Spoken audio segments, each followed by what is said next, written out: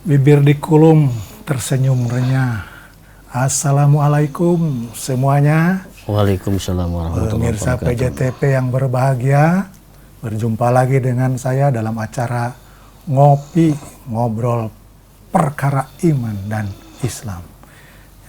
Hari ini kita akan berbicara tentang kondisi hati.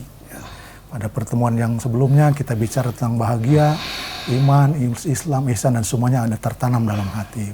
Maka hari ini kita akan bicara tentang apa itu kondisi hati, ya. Hati itu seperti apa, ya? Karena hati itu adalah benda yang sangat menentukan. Ketika hatinya rusak, maka seluruh tubuhnya juga rusak. Nanti itu kita tanyakan hadisnya ada, ya. Dan bersama kita teman ngobrol kali ini adalah masih yang pernah kita ajak ngobrol juga, ya. Kita nggak bosan-bosannya ngobrol dengan Bapak Rukmana SPDI, ya, Guru Pendidikan Agama Islam SMK Negeri 13. Assalamualaikum Pak Ustadz. Waalaikumsalam warahmatullahi wabarakatuh. Jumpa lagi di acara yang sama, ya, dengan topik yang berbeda.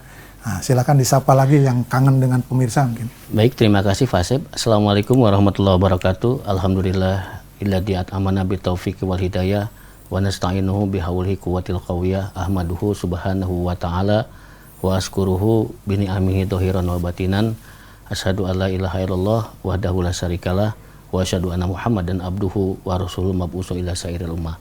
Allahumma sholli wa sallim ala Muhammadin wa ala alihi wa ashabihi ajmain, amma ba'du.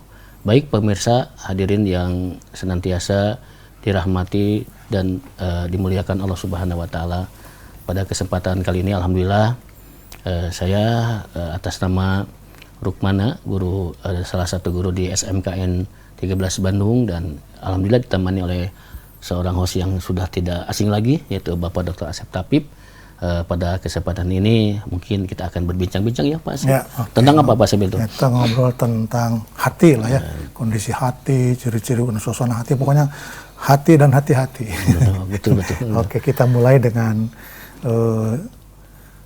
apa sih yang dimaksud dengan kondisi hati itu? Betul. Bahwa manusia itu terdiri dari dua unsur Pak Asep. Ada yang disebut dengan unsur jasmani, ada yang disebut dengan unsur rohani. Bahwa jasmani ini seperti yang kita lihat pada hari ini jasmani, artinya bisa rusak dan akan hilang di suatu saat. Yang kedua adalah dengan hati nurani. Nurani itu ada tiga, ada kolbu, ada ruh, dan ada sir. Gitu.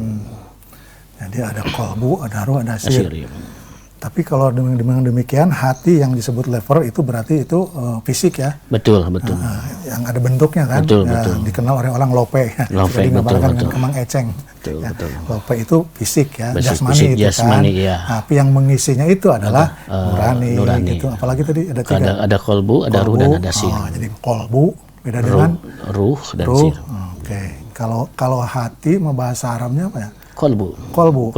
Kalau kondisinya ada tiga kondisi. Hati itu bisa ditandai dengan ada kondisi, ada yang disebut dengan kolbun salim, ada yang disebut dengan kolbun maridun, dan ada yang disebut dengan kolbun mayitin. Oke, sebenarnya kolbun salim apa tuh? Kolbun salim itu adalah kolbun yang selalu sehat, selamat dari hal-hal yang jelek ataupun buruk. Nah, inilah yang nanti akan selamat kelak di ya Tuhan sul mutmainnah. Jadi tidak mungkin orang yang hatinya busuk, orang yang hatinya jelek akan diberikan surga oleh Allah Subhanahu wa taala. Jadi salim udah salimun, ya. Iya, betul. Ya, saliman, selamat. Betul. Jadi kolbun salim, kolbunnya yang selamat itu. Selamat dan menyelamatkan baik itu untuk dirinya maupun orang lain. Lingkungannya. Yang kedua tadi kolbun maridun. Kolbun maridun adalah kolbun yang dimana situasi menggambarkan hati yang sakit. Maridun itu sakit. Maridun itu hati yang sakit. Bisa saja dampak dari kolbun itu maridun karena ada sesuatu yang ganjalan di dalam kolbu. Makanya kata Imam Al-Ghazali, penyakit yang paling berat bukan penyakit jasmania, adalah penyakit hati.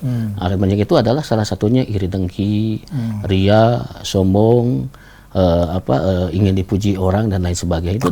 Takabur itu salah satu penyakit hati yang dijadikan hati itu menjadi hati yang maridun, hati yang sakit. Takabur mah dibenci Allah. Dibenci Allah kan, itu adalah salah satu dosa atau maksiat yang paling besar sekali. Karena setan itu cuma dosa satu, sombong. Saja, ya, takabur, merasa hebat dari segalanya itu. Jadi setan mah Auzubillahi min dzalik lah kalau seperti itu, Pak.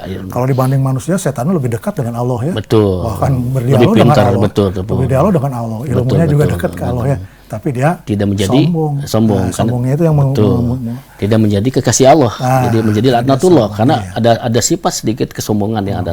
Makanya katanya kalau manusia sudah berkatakan ana min khairin minhu, saya lebih baik daripada dia, maka itulah sifat setan, sifat yang tertanam kesombongan dalam diri kita. Itu sakit ya, marudun ya. Betul. Marudun. Makanya sombong itu pakaianku kata Allah kan betul, gitu. Betul itu. Yang boleh sombong hanya Allah Subhanahu wa taala. Ya. Allah mah saking sombongnya langit aja nggak pakai tiang ya. Betul. Luar biasa gitu. Tidak ada yang bisa disombongkan oleh kita karena kita ciptaan Allah. Betul ya. Kita mah terjun ke sungai aja beberapa menit langsung ngap ya. Iya.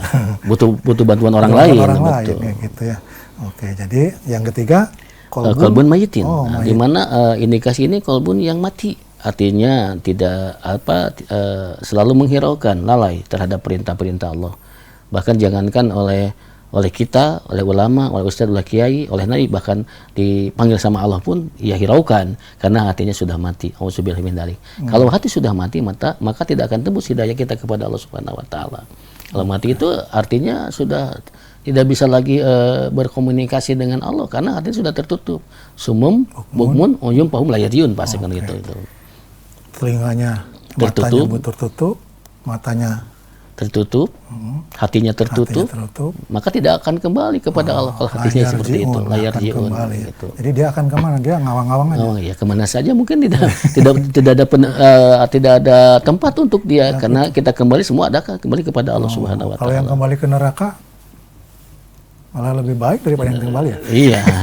Kalau ke neraka kan ketemu dengan Allah. Betul. Bisa ketemu dengan Allah. Tapi walau alam lah, ini hanya rahasia Allah saja mungkin atas. Itu artinya tidak kembali itu tidak diterima lagi betul. Apa Allah takdirkan untuk makhluknya. Betul. Ya, Pak. Bahkan tujuan kita itu hanya dua, Pak. Penentuan kita ketika kita mengakhiri hidup itu cuma dua, surga atau neraka. Nah, itu hanya ridho Allah Subhanahu wa taala. Jadi yang kolbun mayitin mah tidak termasuk yang innalillahi wa inna ilaihi raji'un ya. Betul. Besar dari Allah kembali ke Allah. Nah, yang mayit mah tidak kembali ke Allah. Ya yarji'un gitu. Karena sudah tertutup hatinya kan. Baik, pemirsa, semakin hangat ini ya. Terus segmen pertama di Ngopi kali ini ya. Kita tutup dengan tadi kolbun mayit yang innalillahi wa inna ilaihi raji'un ya. Jadi kalau yang kolbun mayit mau tidak kembali ke Allah. Alam kembali kemana? Wah, itu sangat rugi ya. Sangat tersiksa. Demikian pemirsa, sampai jumpa di segmen berikutnya setelah yang lewat banyak ini.